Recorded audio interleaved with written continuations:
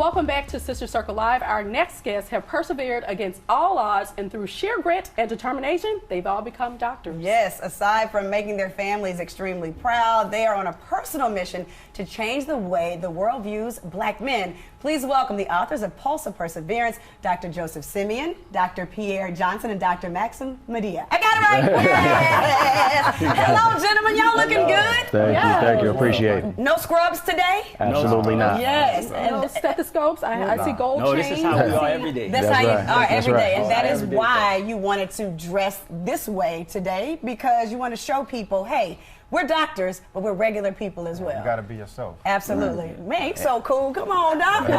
Okay. So let's talk about becoming a doctor. You know, it's a calling. Yeah. So tell us about how you knew this is what you were going to do with your lives. So for me, I went through a lot of challenges in my life, and then it took some circumstances, particular when I was younger. My cousin got murdered, and when he got murdered, that formed like a transformation in my life that I said, you know what, I got to do something different. And then as a child, I had always done things like cutting up insects and stuff. So I knew I knew I was good with my hands. So the calling was there. It was just ordained that I become a doctor. Yes. And then for me, you know, my aunt challenged me at a very early age to not just want to be an athlete or a basketball player, baseball player, and she asked me for a plan B. So I just said I wanted to be a doctor. And then as I got older, my youngest brother was born when I was 9 years old, and just the transformation and childbirth and pregnancy was very was awing to me, and I just wanted to learn more about it. So, you know, that's where it started. I wanted to be OBGYN. As I got a little older, I started cutting hair. I became a barber, and I knew that I was, you know, very good with my hands and dexterity wise. So then I got really into surgery. So for me, you know, OBGYN was the best of both worlds. Wow. And lastly, for me, I come from a place where my family and my environment, they always stressed that we need more leaders. And so when I got to high school, I volunteered at a hospital called Howard University College of Medicine. Yes. And at that hospital, I saw black doctors. And when I looked at them as leaders in their own right, in their own communities. So I thought, what better way for me to impact my community and change my community by being a doctor and helping others. Man, we can end the interview right here. We got a lot Okay. to learn. I know. Go ahead, Ms. Quad. So, you know, we heard a little bit about your childhood, but if I could ask this question to all of you, if there's one word to describe your childhood, what will it be? I would say double life. Double life. Double life. Wow. Interesting. Wow. Elaborate a little bit on that for me. Well, you know, my mom, she was a minister. So I was going to church, you know, throughout, praying and everything. But at the end of the night, at the end of the day, I was in the streets. I was selling drugs. I was doing the things that, you know, that people in my community or my hood that I used to say was doing. So I love your double life. honesty. How about you? I would say fast, you know, because I had to grow up very fast. Like my parents were addicted to drugs, and drugs were rampant in my community and in my household.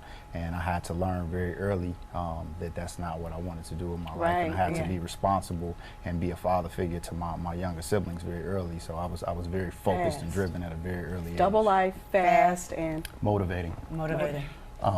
For the communities that I came from, I just knew I just wanted something more for myself and for my family, and I wanted to essentially take my family to another level. And the only way that you can do that is to break some of the cycles that are within our communities. Yes. absolutely. So that's what my story is about. Let's talk a little bit about, you know, you all are very accomplished and successful, but the road to get there as far as going to medical school. My brother-in-law is a thoracic surgeon in Chicago, and we've watched his whole walk, and it's like, oh, when is it going to be done? When is it going to be done? When y'all going to make some real money? Right. But now they're doing great. So talk to us about that journey, the pitfalls, the good, the bad, medical school, all of that. Well, you know, it's just that, like, we had so many highs and lows and ups and downs. Like at the point where we met at Xavier, we were all failing. We were all doing very bad, and we ironically met in the library struggling. And you know, we knew that there was a passion and a burning desire. We could see it in each other's eyes. So when we got together, we just formed this brotherhood and this bond to say, you know, no matter what we go through, we're going to push each other to get to this goal. And that's just what we did. And just, you know, no matter what, everything everything that we came up against, it was never a failure. You know, it was a setback, and a setback was just a stepping stone to success. And that's what we treated everything. Well, no matter if one of us failed the test, we all failed the test. If one of us did bad, we all did bad. And if one of us didn't get a concept while we were studying, nobody get it. And we're not leaving until that person got it and they could teach it back. So that's just how we lived our life. That's how we live our life today. And that's what we're trying to do in general. We're trying to make sure we know exactly where we came from, we know who we are, and we know that our kids and what they're going through. We know the experience of everything that they're going through. And the only way to do that, the only way to improve is to reach back as we climb. Take all of our kids that come from the circumstances we come from to the next level. Right. You know, because a lot of times, you know, we hear like, what does a doctor look like? And, and a doctor looks like you. Yes. A doctor looks like me. The stereotypical narrative of what a doctor's supposed to look like, or what a lawyer's supposed to look like, or what an engineer's supposed to look like, we're trying to destroy that negative I'm really narrative. happy that you We're are. trying to destroy it. I mean, and this Yeah. is not a facade. This is us every day, all day. And we want to show kids that there's more out here. There's the higher levels of success than just being a ball player or being an athlete. Let's talk really quickly about your book, Pulse of Perseverance. Tell us a little bit about that. What motivated you? So there's a couple of motivating factors. The first one is, number one, we want to make sure that we eradicate the undeveloped potential of black male students. Number two is that everything that's been going on in the news cycle, particularly when Trayvon got shot, and everything in the news cycle about how the world and ourselves, how we view ourselves as African American men. We want to make sure that we highlight all of our excellence in all facets possible. That's great. Great. And you also have a scholarship fund as well? Yes. Yes. Talk briefly about that. Sure.